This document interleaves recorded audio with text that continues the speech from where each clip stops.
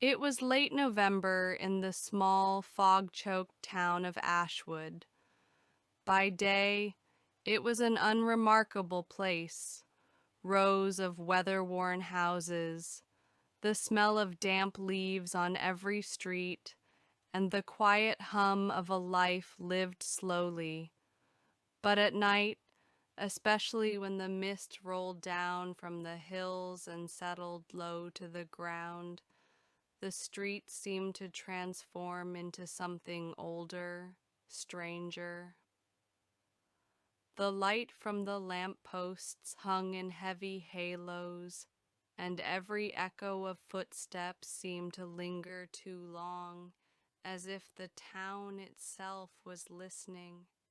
The residents had long believed that Ashwood was the kind of place where nothing truly terrible could happen, until the night of November 24th, 2019, when the quiet cracked open.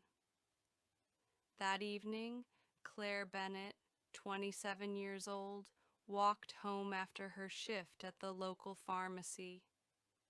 People knew her as dependable, kind, and maybe a little reserved. She never missed work, never caused trouble, and could be counted on to pick up groceries for the elderly neighbors without being asked. Her routine was as predictable as the tolling of the church bell, and that was what made her disappearance all the more chilling. She was last seen on 3 security cameras along her usual route. The first, mounted above a bakery, caught her at exactly 9:18 p.m. She was moving quickly, her bag slung close to her side, a small white pharmacy bag in her right hand and headphones in her ears. Her coat was buttoned to the top, her breath visible in the cold air. Seconds later, a tall man in a long dark coat entered the frame. His head was lowered, the brim of a baseball cap shadowing his face. His gait was slow, measured, deliberate. He made no move to close the distance between them, yet he never allowed himself to fall behind. The second camera, near a shuttered grocery store, captured her again at 9:24 p.m. She glanced over her shoulder just once before quickening her pace. The man appeared in the footage less than 20 seconds later, walking at the same slow, even pace as before. The third camera should have been the last to see her. It was mounted at the corner of Ashwood Lane, right before the narrow road that led to her apartment building. But when investigators checked it, they found its lens obscured by something black and sticky like tar. The camera had been disabled sometime earlier that evening.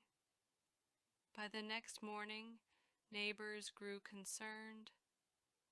Claire's door was locked from the inside with the chain, something she rarely used.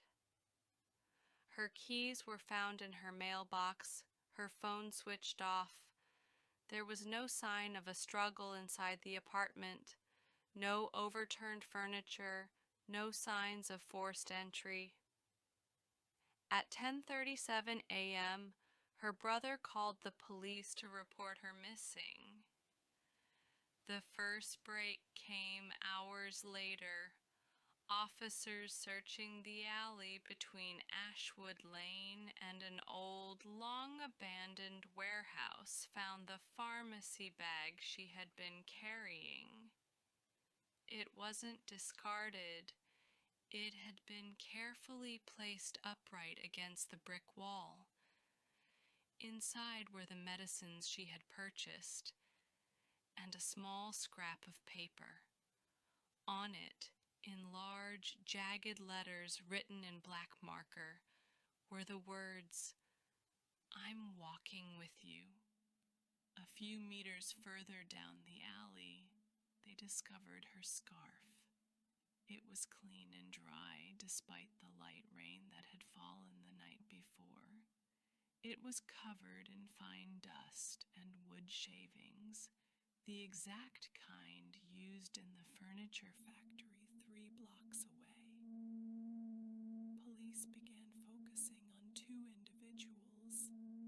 The first was Simon Hale, 39, a former factory worker who had been fired the previous year after a violent altercation with a colleague. He was known to drift around town aimlessly, and he had been seen near the warehouse on the night Claire vanished. When questioned, Simon denied everything, but investigators discovered his fingerprints on the warehouse door handle. He claimed he had touched it days earlier, out of curiosity, but couldn't explain why he'd been spotted wearing a long coat, similar to the one in the CCTV footage. The second was Maggie Rose, Claire's neighbor and occasional confidant. Maggie told police that Claire had mentioned the man in the coat more than once. He had been spotted loitering outside the pharmacy, sometimes standing across the street, just far enough to avoid suspicion. Maggie said she had urged Claire to report him, but Claire had refused. "I don't want to feed his interest," she had said. A week into the search, the investigation led to the edge of town, to a rusted hangar beyond the railway tracks. The door was chained shut, but one grimy window glowed faintly from within. Breaking in, officers were met with the heavy smell of oil, dust, and something far worse. In the far corner, on a stained mattress, lay Claire. Her wrists and ankles were bound with worn leather straps, her eyes closed. She had been dead for several days. The autopsy later confirmed the cause of Next death to her as body was an asphyxia. old wooden crate containing more straps, an empty box of markers, and several notes written in the same jagged hand as the one found in her pharmacy bag. One read, "You were walking too fast." Another simply said, "We could have been friends."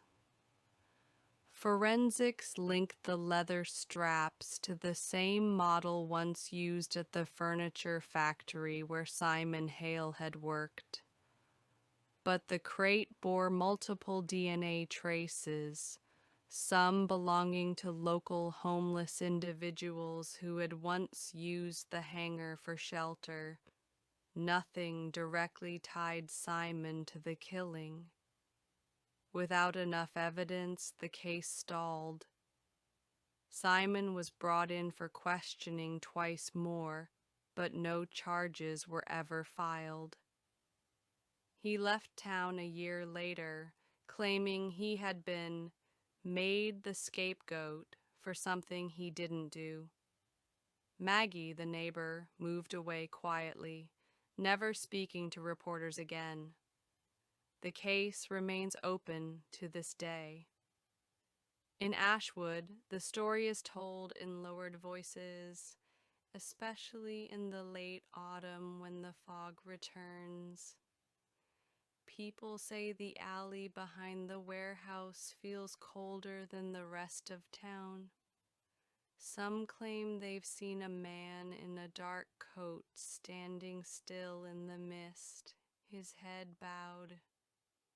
Others say they've walked that alley alone, only to hear footsteps perfectly matching their own. And so the warning persists. If you feel someone walking with you in Ashwood, don't look back. He might still be there, waiting